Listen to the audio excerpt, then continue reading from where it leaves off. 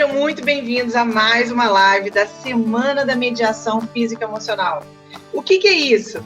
Um método que saiu aqui do meu coração, do coração da Casa Vida, que ajuda como ferramenta você que é profissional ou você que está querendo se tratar, se autoconhecer. É uma ferramenta de autoconhecimento e também que você pode utilizá-la para ajustar ou agrupar ou complementar aquilo que você já faz.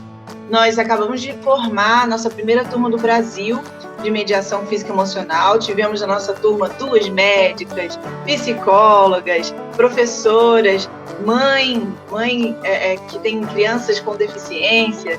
Foi um prazerzão de ter essa turma super especial.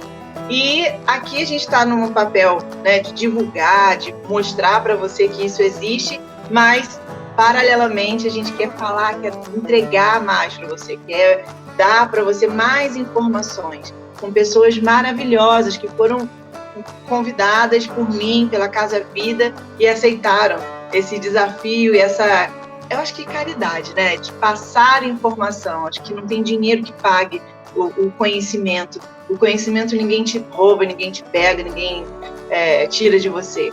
Então, fica até o final dessa live, porque vai ser incrível. Para o autismo, para o nosso segundo assunto. E eu vou fazer uma pergunta, se a Elaine quiser fazer outra em seguida. Autismo.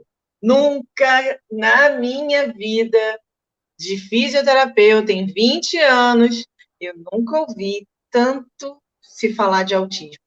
Autismo no diagnóstico precoce, a importância disso, detectar o autismo até mesmo tardiamente, e também observar e encontrar os pais do autista também como autistas. Eu nunca vi tanto isso acontecer junto e misturado. Eu quero perguntar para você, doutor Caio, como que é, na sua experiência clínica, na sua experiência do seu consultório, a aceitação disso, né, da família em relação ao diagnóstico precoce, porque eu sinto nas mães, primeiramente, uma resistência, e depois que ela descobre, ela veste uma capa de Mulher Maravilha e ela se anula totalmente, ela esquece das necessidades básicas dela, para que ela, agora eu tenho que salvar o meu filho todos os dias, eu tenho que fazer por ele todos os dias, agora ele só tem a mim, eu tenho medo de morrer, etc. E, assim, vai de 8 a 80, né, da negação inicial e vai para super proteção, né, em seguida. Então, gostaria que você falasse um pouco sobre esse assunto, pela sua vivência no seu consultório, talvez. Qual é a sua opinião sobre isso? Enfim, tá? Então, vamos voltar para a árvore, né? A família é uma árvore, né? E o filho é o fruto, né? Se a árvore morrer, o que acontece com o fruto? Se a árvore secar, o que acontece com o fruto? Né? Então, não existe cuidar da criança sem cuidar da mãe e do pai, né? Não é isso? Então, a saúde do fruto depende da saúde da árvore. Essa energia eletromagnética, a família, ela é uma unidade. O paciente nunca é uma criança, o paciente é sempre uma família, né? E a gente precisa entender que a saúde, ela é a família. Então, quem nutre o desenvolvimento de uma criança é a família. Então, desenvolvimento, tudo que entra no nosso corpo, que nos constitui, é formado de amor. Então, o verme, né, se alimenta da terra. Quem criou a terra, quem criou todos os substratos, foi Deus. E a energia de amor de Deus penetra no verme, que o passarinho vai comer, que a árvore vai consumir, e que aquilo vai... Todo esse alimento que Deus criou através da sua energia, que é o amor, ele vai sendo condensado na matéria e vai nos servindo de alimento, e aquilo vai desenvolvendo a gente. Uma criança, para ela se desenvolver, ela precisa ser nutrida de alimento. Só que a gente acha que alimento é só que a gente come. E a gente não entende que o alimento mais importante que existe é o amor. Então, o sentimento de uma mãe e o sentimento de um pai para com o filho, e a forma como esse sentimento chega através dos estímulos para uma criança é que gera desenvolvimento, é que gera uma estabilidade naquele desenvolvimento. Então, o processo de tratamento de uma criança com autismo não é você sair correndo desesperado, fazendo um monte de atividades que muitas vezes são consagradas como atividades que dão alguma resposta, né? E além de dar essa resposta, você tem a certeza, porque o trabalho científico mostrou tudo isso, mas muitas vezes a saúde daquele ambiente está tão contaminada que nem aquilo que é comprovado cientificamente consegue fazer efeito. Então, a primeira etapa é um processo de harmonização do ambiente familiar, que depende de cada indivíduo que está lá dentro. A maior proporção do desenvolvimento de uma criança, por mais que ela tenha terapeutas, por mais que ela tenha estímulos da escola, de não sei de onde, vai vir da família.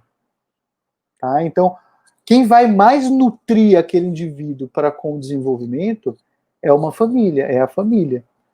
E a pessoa mais ligada ao amor divino, a gente não tem dúvida de que é a mãe, né? Ou a figura feminina, porque hoje em dia nem sempre a mulher é a figura feminina de casa, não é isso?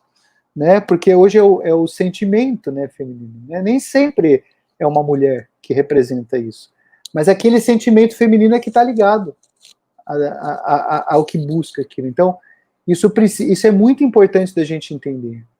E quantas crianças que eu vejo que fazem milhares de tratamentos e não funcionam, e algumas em que a mãe é uma pessoa calma, dedicada, afetiva, doce, que se preocupa com detalhes, que não está desesperada, né? Que assim, as pessoas trabalham desesperadamente, ganham um dinheirão para gastar tudo com terapia, mas não conseguem ficar um minuto com o filho. E aí? Como é que essa matemática vai funcionar? Então eu sei que o dinheiro é importante, mas o que é mais importante? Como equilibrar esse sistema? Então essa fórmula e essa matemática é que é mais difícil, que a gente precisa conseguir colocar em prática. Por isso que a gente tem que ter bons profissionais que ajudam a gente a pensar. Esse negócio de ficar colocando, meu filho faz 60 horas de terapia por dia, faz 80 horas de terapia por semana. Que adianta? Se você não consegue enxergar o seu filho, se você não consegue estar com ele, se você não consegue abraçá-lo, se você não consegue dar para ele tudo que ele precisa de nutrição afetiva, né? Então, a gente tem que começar a refletir sobre essas coisas. A nossa saúde está diretamente ligada a isso. Ô, Elaine, é ou não é gostoso ouvir um médico falando esses negócios todos aí que a gente fala todo dia para as mães, e muitas das vezes todo dia a gente conta. Muitas das vezes a gente é interpretado assim, meu Deus do céu, lá vem ela falar a mesma coisa. Agora um médico falando, a gente fica... E assim, né? Às vezes elas acham, às vezes também a gente tem que falar, poxa, mas você está falando que a culpa é minha dele ser assim? Né? Elas têm muito isso também. É o contrário, eu falo isso para as mães, você é a solução, você não é o problema. Exatamente, cada vez, mas então a culpa é minha. Não, é a solução, porque se você fica bem, ele fica bem. Então tem que cuidar de quem cuida, né? Como o senhor falou, não é a presença feminina, é o sentimento feminino. Então é quem cuida, quem está ali, quem está amparando, quem está... A gente trabalha com a água ela dá muito isso, esse carinho, esse aconchego também, porque trabalha nosso maior órgão sensorial, que é a nossa pele, ela consegue envolver por inteiro. E, assim, na minha prática diária clínica, eu consigo perceber a calma, a leveza, a tranquilidade que a água traz para esses pacientes, principalmente dias que eles chegam descompensados, chegam descontrolados, e como eles saem diferentes depois desse contato com a água, principalmente, né? E aí eu queria saber, doutor, a opinião do senhor sobre que o senhor acha disso, né, da água como um regulador, como uma ajuda reguladora nessas crises, nesses momentos os autistas desregulam, e como modulador, né, do comportamento do autista? Não, realmente a água, ela tem uma resposta realmente maravilhosa, né? Porque ela tem uma ação reguladora realmente através do tato. É como se eles sentissem que eles estivessem sendo abraçados por toda a pele, né? Acolhidos, né? Por todas as células da pele, né? Ela realmente, principalmente a água gelada, por incrível que pareça, eles são apaixonados por água gelada, né?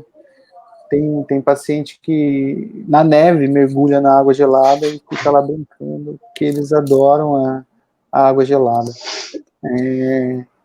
E isso pode estabilizar, isso pode realmente estabilizá-los. O trabalho em água, ele assim, às vezes em crise a gente pede para a família tomar banho, né?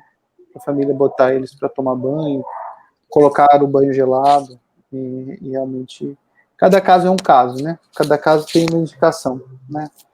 Cada caso a gente indica uma coisa. Tem vezes que em vez de usar água, a gente usa música. A música, ela também tem uma ação muito parecida com a água, porque ela também tem um poder eletromagnético muito bom. E ela tem essa ação de fazer com que o cérebro inteiro trabalhe em conjunto. A psicomotricidade em água é algo extraordinário, né? É o começo da organização proprioceptiva, a gente consegue fazer a organização proprioceptiva muito melhor em água, né?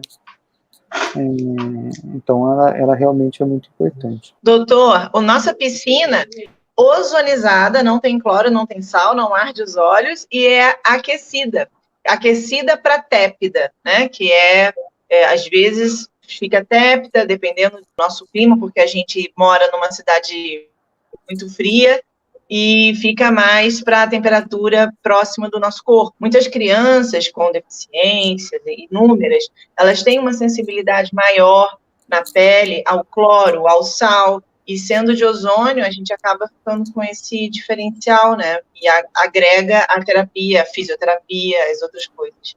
Muito bom. Ouvindo você falando, parece algo maravilhoso. E tem alguns médicos, doutor, que às vezes falam assim, eu não vou indicar hidroterapia não, porque essa criança não tem problemas motores, e a hidroterapia é mais para fortalecimento muscular. E as outras mães que têm um filho que não tem problemas de coordenação falam, Gisele, meu filho evoluiu em tudo depois da piscina. Ele evoluiu em várias coisas. Eu sou muito grata à hidroterapia. E isso também a gente não sabe. Eu, Gisele, nem a Elaine, a gente não aprendeu isso nos livros. Nós não aprendemos isso. A gente aprendeu que é para problemas motores, fortalecimento muscular, mas às vezes ensina, gente, né? As mães falam pra gente o que elas sentem, né, Elaine? Assim, Gi, você falando isso, eu lembrei de um episódio com uma paciente minha, ela, autista grave, ela chegou bem descompensada, desregulada, e aí todo aquele trabalho na água, e depois que ela saiu da água, aí a mãe ligou, falou, tem como atender ela hoje e tal, fiz um encaixe, atendi, e saindo da piscina, ela foi fazer as outras terapias dela do dia. Então ela foi para psicomotricidade, foi para fono, e aí no outro atendimento eu perguntei, mãe, como é que ela ficou naquele dia? Foi a melhor coisa que eu fiz. A psicomotricista perguntou, e a fono também, o que eu tinha dado para ela, porque ela rendeu em todos os exercícios. Aí ela falou, agora eu quero marcar sempre antes da terapia dela, das outras terapias, porque ela evoluiu, ela conseguiu render nos exercícios da fono, da psicomotricidade, depois que ela passou pela água. E nisso a gente mudou o horário dela, ela passou a evoluir muito melhor, depois que a gente mudou o horário dela da hidro para antes das outras terapias. Aí ela deu uma progredida muito, assim, foi grande. Quando a gente regula a senso-percepção, né? A criança pode ter um grande estudo da senso-percepção, e quando a gente faz integração sensorial antes das atividades clínicas, ela costuma regular a criança melhor, né? Sim, aí a gente tem uma questão, né? Faz a hidro antes ou faz a hidro depois? Antes, como regulador, como o senhor está dizendo, ou depois como relaxante de todo aquele estresse de terapias, de uma carga de terapias, né?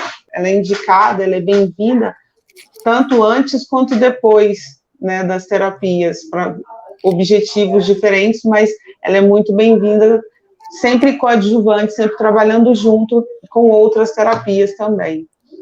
Teoricamente, terapia não pode ser uma coisa estressante, né? Sim. Tem que ser uma coisa agradável. Né? Então, quando tá estressante é porque a criança não está bem ou porque tem alguma coisa errada. Então, a gente tem que observar o que está acontecendo. Né?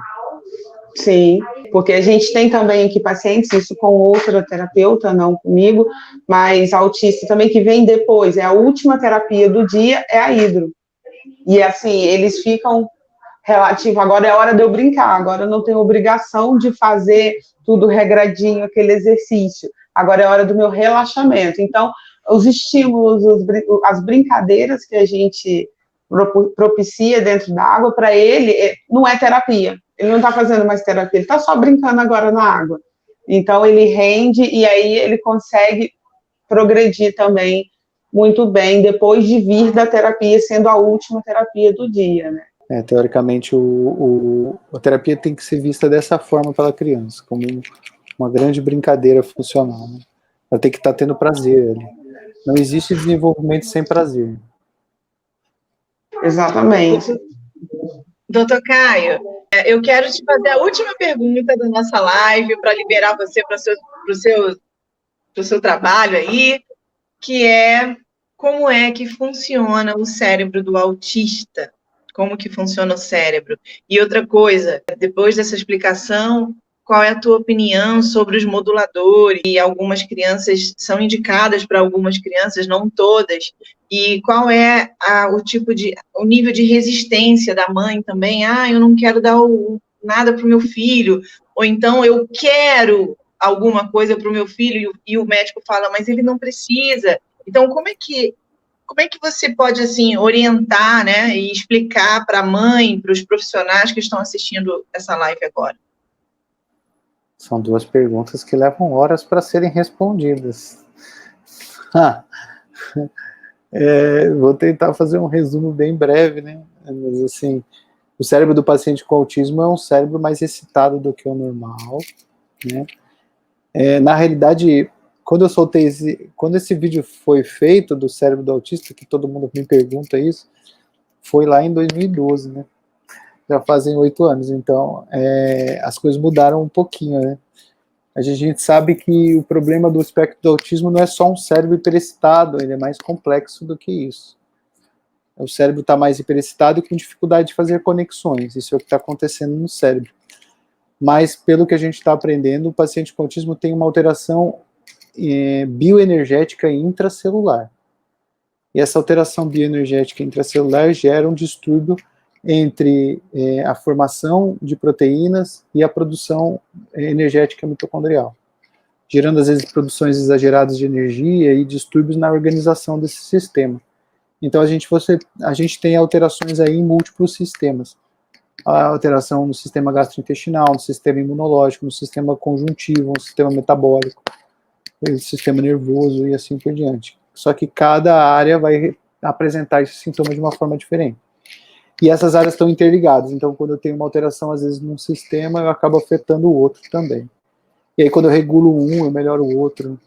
Por isso que você vê, às vezes, mexe no intestino, na alimentação, mexe no sistema imunológico, a criança varia, né? Então, além de desenvolver as conexões, eu preciso de uma boa equipe clínica, né, para cuidar dessa criança, porque eu preciso de avaliação em múltiplos sistemas, e eu preciso de uma família estável, que nem a gente estava falando, do ambiente domiciliar estável. Então, de ambientes estáveis, de uma clínica estável, para daí, quando eu colocar os estímulos, eles responderem de uma forma adequada. Então, assim, é o que você falou da medicina, do remédio, assim, então, algumas vezes, a instabilidade clínica está no cérebro, e eu preciso de medicações que ajudam nessa estabilidade clínica. Às vezes, a instabilidade clínica está no intestino, às vezes está no sistema imunológico, às vezes está no sistema metabólico. Então, eu tenho que ter um especialista nessas áreas vendo a necessidade de usar as medicações. E, às vezes, eu estou com alterações em todos os sistemas. E eu preciso regular tudo isso, né? Então, é muito complexo, porque o sintoma vai ser sempre irritabilidade, alteração de comportamento, inflexibilidade cognitiva, piora do sistema senso-perceptivo, da integração da senso-percepção. Então, os sintomas clínicos, na maior parte das vezes, não vão ser sintomas tão físicos. Porque a criança, ela está com dor, ela vai ficar irritada. Ela não sabe falar que está com dor, né? Ela está com cólica, está com desarranjo gastrointestinal, está com alergia respiratória, então ela está zonza, está tonta, e ela fica mais irritadiça, né? Então, a irritabilidade, ela não representa só um distúrbio mental, né? Um distúrbio psiquiátrico. Ela pode representar inúmeros problemas clínicos. Então, a coisa é muito mais complexa, né, do que a gente avalia. Então, precisam ter bons clínicos que têm experiência com autismo para olhar e sentir o que aquela criança está precisando. E hoje em dia a gente encontra muito isso. Os pais, infelizmente, assim, por conta por culpa nossa, dos clínicos, por eles se sentirem muito inseguros, eles não terem muitas definições, eles começam a estudar. E aí os pais acham que é eles que estão dando remédio. Chega o pessoal lá no consultório e fala assim, não, doutor, sabe o que é? Eu decidi dar risperidona pro meu filho. Então eu vim aqui porque eu quero dar risperidona pro meu filho. Então, assim, eu decidi tirar o remédio do meu filho, porque eu não sei se isso é bom. Eu decidi, como é que eu posso dizer que eles falam? Eu decidi dar canabidiol pro meu filho, porque eu acho que vai ser bom eu tirar o remédio que ele está tomando e tomar o canabidiol. Então, assim, os pais, por eles não terem clínicos que dão respostas concretas para eles, eles começaram a assumir o tratamento dos filhos. E hoje você tem uma rede de pessoas que se aproveitam disso e ajudam os pais, né? Assim, começam a ganhar dinheiro em cima dos pais, dando para eles um certo conhecimento, só que limitado, dentro das áreas que eles querem vender. Eles dão o conhecimento para os pais tomarem as decisões. Eu já encontrei várias pessoas, empresas que botavam profissionais que não eram médicos com os pais, falando, vou te ensinar a dar esse remédio e tirar esse. E aí os pais iam fazendo isso, e não eram médicos. E aí o pai me liga, olha, a empresa tal fez isso. Né? Eu falo, olha, isso aí é contra a lei, né? Se você quiser fazer, você pode fazer, mas aí eu vou sair do time, eu não posso ficar num time onde essas coisas estão acontecendo. Então a gente tem que tomar muito cuidado com medicação. As pessoas acham que as medicações, assim, elas primeiro, elas dão muito valor para problemas de uma determinadas medicações, e para outras que eles acham que não faz mal nenhum, que pode fazer mal tanto quanto, eles acham que não é medicamento. Pode sair dano, né? Então a gente tem que tomar muito cuidado com isso, a gente tem que ter especialistas do nosso lado, porque nosso filho não é ratinho de laboratório, não é isso? Nossos filhos são seres humanos que a gente ama muito, e que se acontecer alguma coisa com eles por conta de um erro nosso, nós vamos nos sentir muito mal. E eu vejo por aí muita coisa acontecendo. Então, nós precisamos entender que nós temos limites, e esses limites precisam ser muito bem orientados por profissionais especializados.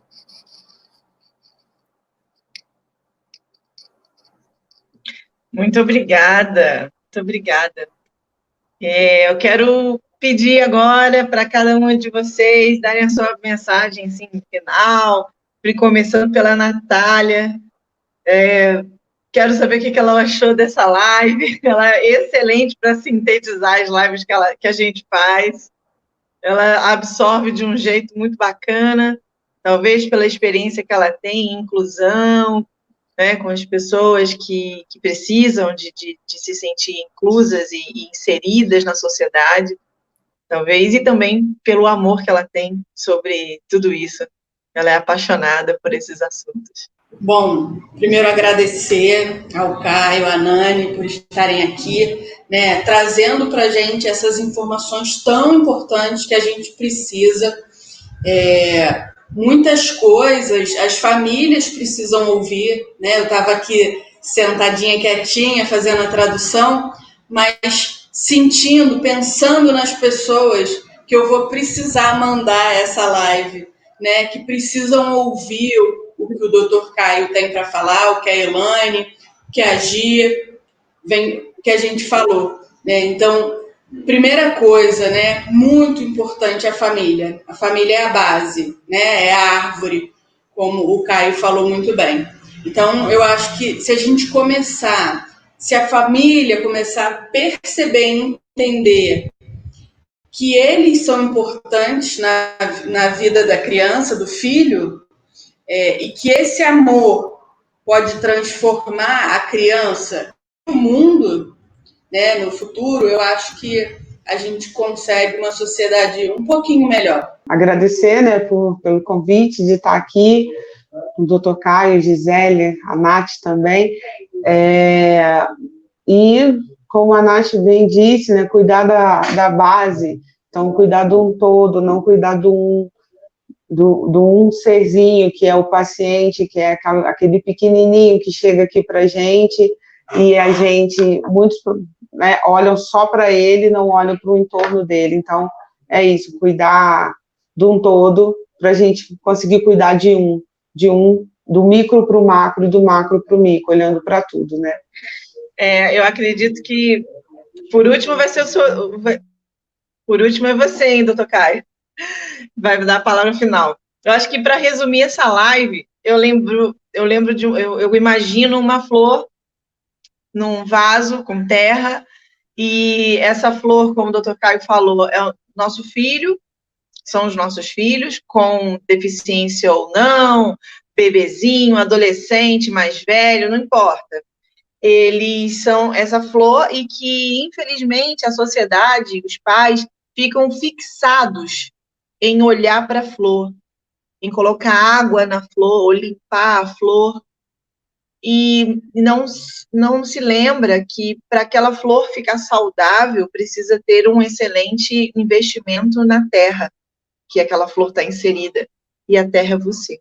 É você pai, é você mãe, é você família. Nós não estamos falando que você é culpado, nós não estamos falando que tudo está nas suas costas, de jeito nenhum. A mediação física e emocional vem para isso, vem para trazer esse bálsamo para o seu coração, trazer essa possibilidade e autorização, sim, de você poder olhar para você.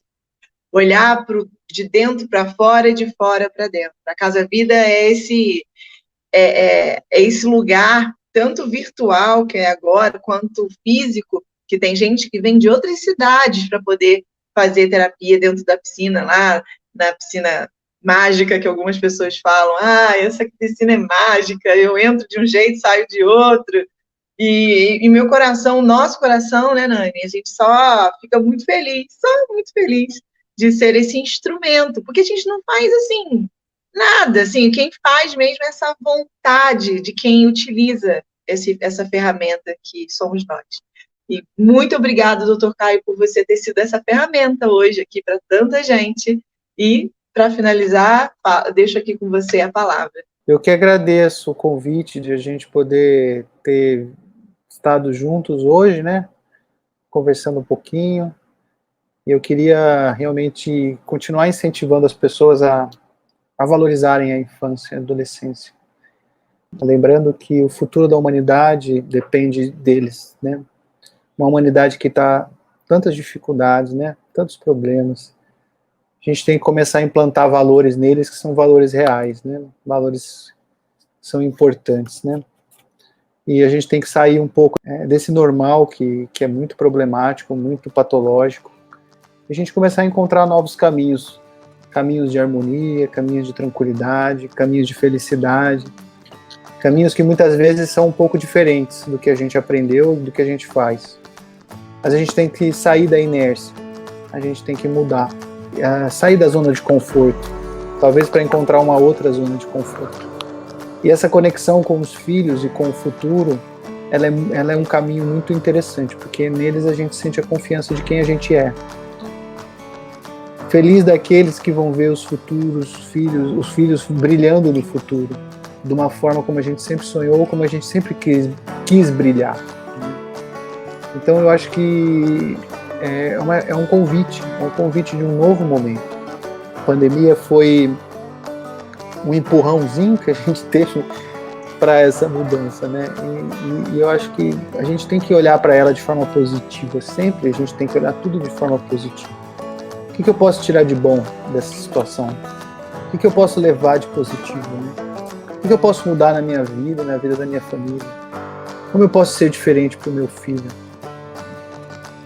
Readequar os valores. Então, mãos à obra. Temos muito trabalho pela frente. Temos uma nova sociedade para construir. Muito obrigado. Então, quero agradecer de novo. Eu quero mais, doutor Caio. Se você tiver, você fala para mim, Gisele, daqui a 2 meses, no dia tal, na hora tal, eu posso fazer uma live com você.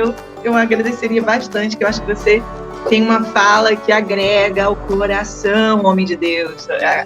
Essa sua fala que mistura a emoção, a alma, físico, isso é remédio. Porque eu e a Nani, eu tenho certeza que a Nani vai sair dessa live assim, rindo igual eu tô. Né, Nani? Um beijo para todo mundo. Compartilhe essa live, porque essa live vai mexer com o coração de muita gente. Tchau, tchau.